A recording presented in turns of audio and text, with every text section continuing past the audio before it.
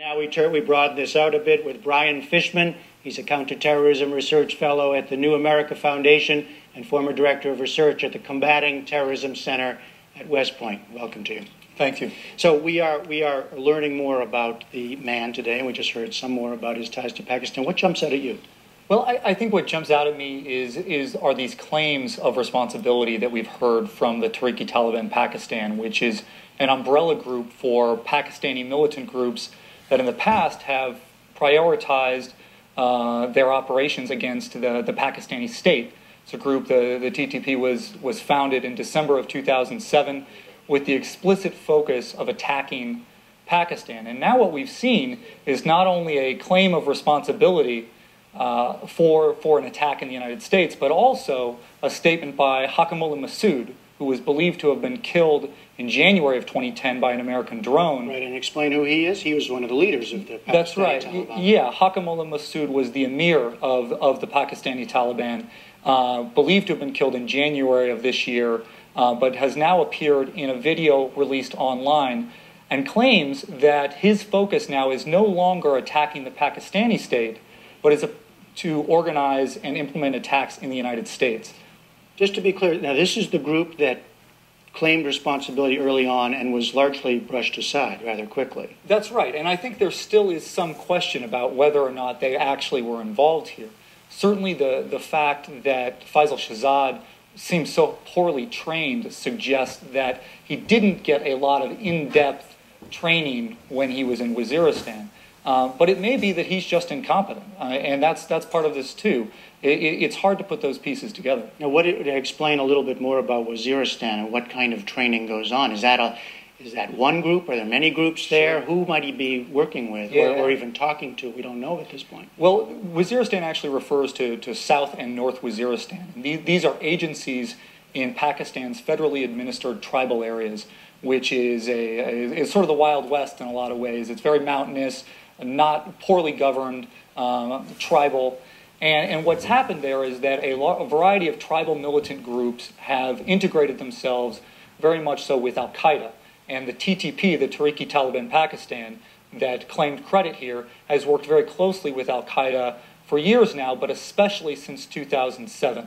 And what we see is that since that time, the Pakistani Taliban and al-Qaeda have agreed on one thing most importantly, which is the need to attack Pakistan and kill Pakistanis. And now we see the possibility that they agree on something else, which is the need and the prioritization of attacking in the West. And that's concerning. It is still possible, though, that he is a kind of, what would you call it, a wannabe. I mean, he acting largely on his own, wanting to be connected or to be thought better of by some of these groups. Absolutely. I mean, there are some things that are very suspicious about the Pakistani Taliban claim of responsibility. For example, the original Urdu audio of the statement doesn't mention Times Square specifically. It just mentions an attack in the U.S. It's sort of vague.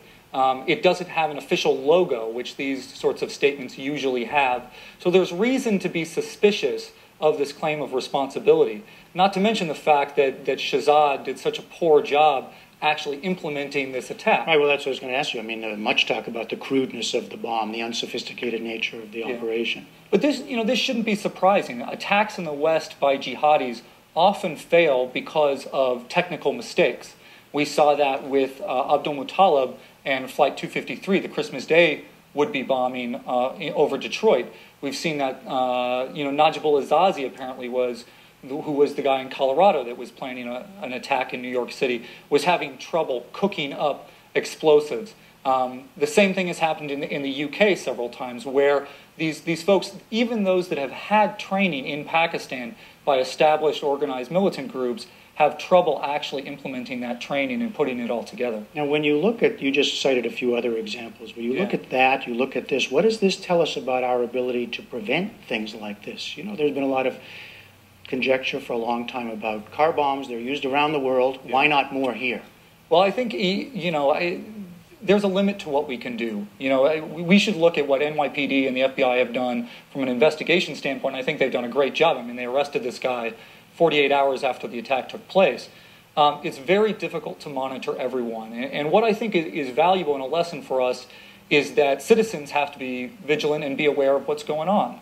It was the hot dog vendors, right, that alerted the police after when they saw this truck smoking. What we need to make sure is that people in communities around the country, when somebody's doing something untoward, they feel comfortable coming forward and speaking to the authorities. And that's a difficult thing to do, especially if communities feel like they are unduly pressured by law enforcement. And so law enforcement and sort of our national security apparatus have a very fine line that they have to walk. And last thing, back to Pakistan, as the investigation moves over there, to what degree do the cooperation level of the Pakistanis, how much is the coordination between the U.S. and Pakistani intelligence or military? Well, I think it's very hard to know with any precision on this particular case, but I imagine that the Pakistanis are doing everything they can after an attempted attack in a major U.S. city to show that they're good allies. If the Tehrik-i-Taliban Pakistan, the Pakistani Taliban, were involved in this attack, it's interesting because this is the group that the Pakistani government has targeted most aggressively in Pakistan. There's a lot of militant groups operating there, but this is one that they have actually been aggressive going after because of its history attacking the Pakistani state. All right, Brian Fishman, thanks so much. Thank you.